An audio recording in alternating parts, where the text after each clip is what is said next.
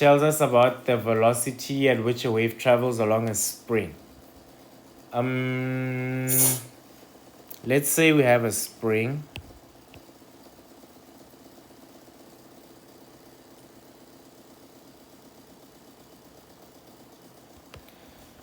Okay.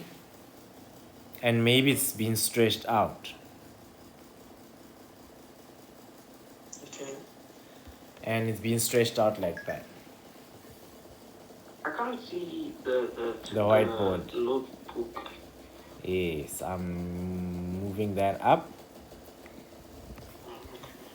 All right, so when the spring is like this, there's compression. Yes. And when the spring is pulled out like that, there's tension. Yeah? Yes. Okay.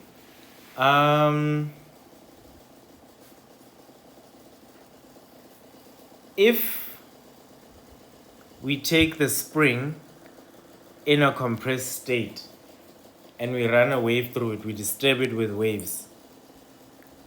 Like, let's say the spring in your So pen. please repeat that. You said we take a spring with tension. So let's say we take this spring here, ne? Let's say we take this spring here, ne? It's in compression. It's compressed, ne? And then you see like the spring in your pen. If it's compressed like that and we disturb it, it wiggles, ne? Yes. It wiggles. And then what about when it's stretched out like that? It barely moves. It moves, but like at a different rate, ne? So Yes. what do you think that tells us about the velocity wave along a spring? The velocity of a wave along a spring. What do you think that tells us about that? That there's more velocity when the spring is compressed. When it's compressed, ne? Okay. Yes. And then the second statement tells us that the velocity wave of a spring decreases as the mass density of the spring increases. So let's say the spring is not the one in your pen, it's the one, you know, the ones underneath the car that carry the weight of the car. Yes, like your coilovers. Yeah, yes, the coilovers. So now that's a thicker material, it's denser, so it weighs more as well. So what do you think of the velocity wave? What do I think? What do you think will happen to the velocity wave there? I feel like it decreases because it's like it's heavy. Because it's heavy, like ne? It's thick. Okay. And then it's like the coilover won't wiggle around as much. Yes. Okay.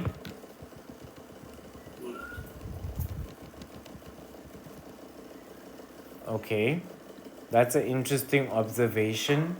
We can note that. And then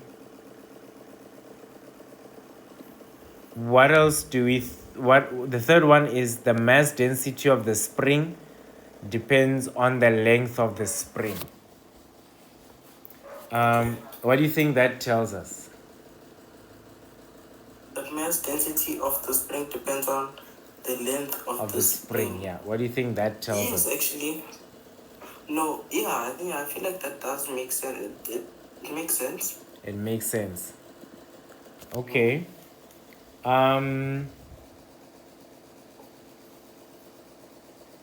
Okay.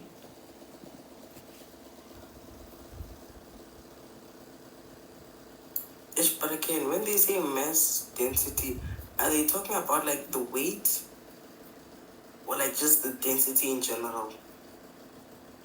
That's a good question. That's one thing also. That's a good question.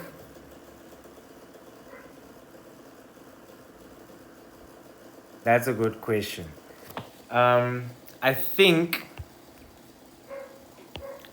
maybe these illustrations are not 100% correct. What about this type of setup? I'm going to show you this type of setup. Can you see what's on the screen?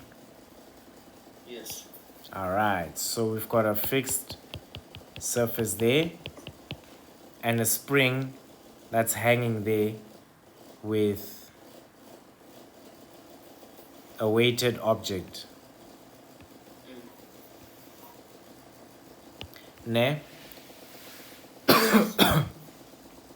So what happens is the weight is pulled from this or compressed into the wall and then allowed to hang. So what will happen is this here, if that is the rest position, then somewhere the spring would be somewhere, extend to somewhere there, and in some cases it will extend to somewhere there, and then down back there again, and down up there again, and then down there again. So we will have something that ends up looking like this. I'm still on the screen of the picture. Of the picture, okay. So yeah, I think that's where we are.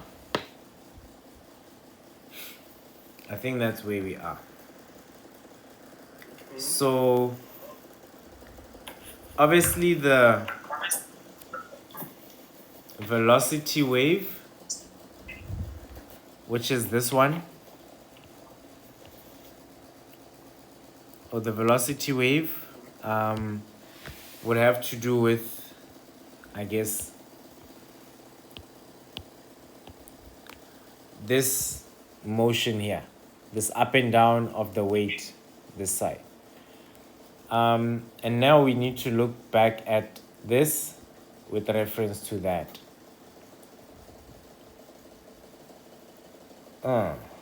Okay. My gut tells me the spring has higher tension whenever the weight is this side. Whenever the spring is whenever the weighted object is at the bottom, that's where you have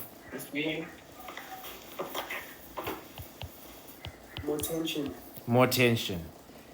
And when the spring is up, when the weight is up there, we have compression. Yeah. So if we have a thicker material like a coil, what do you call it? Coil over. That's a thicker material, heavier material. So we can work with the assumption that the mass density is more. But if it's a spring like in your clutch pen or click pen, then the mass density would be less.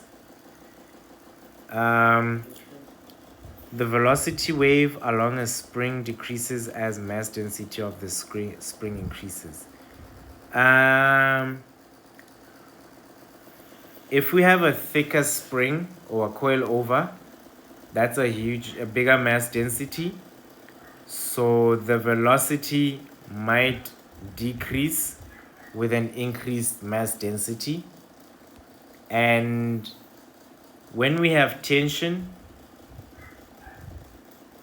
yeah, and then the tension in the spring, remember, it has to do with the weight, which governs how fast the wave moves. So if we have a larger mass density, the velocity wave could be slower. And if we have a smaller mass density in the spring, the velocity wave could be faster. And that would also mean the tension can be more in the spring with a less mass density. That being said, I think 1 is a true statement. I would like to think 1 is one of the true statements.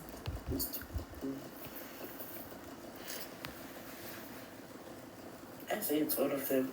We'd say it's all of them. Yeah. They all sound quite true, ne?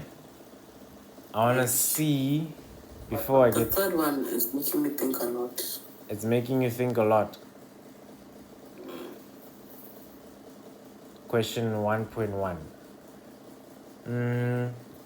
I want us to quickly scout for the solution at the end of the book. So, question 4. I want us to quickly scout for that. Ah man, where's that thing? I like these questions. They're very realistic. Okay. So question 1.1. You said all the above, ne?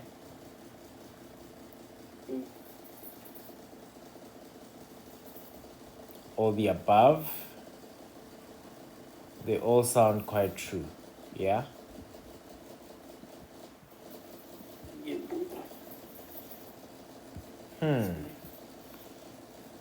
The answer there is suggested as B. Oh. So, My guts were right. But I didn't go with my gut feeling.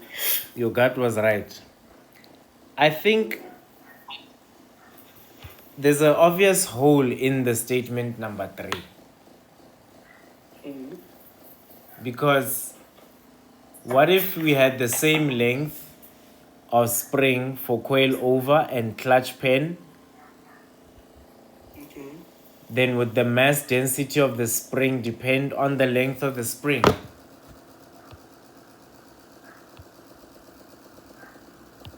Sorry? Please repeat that. I don't understand Yeah. it.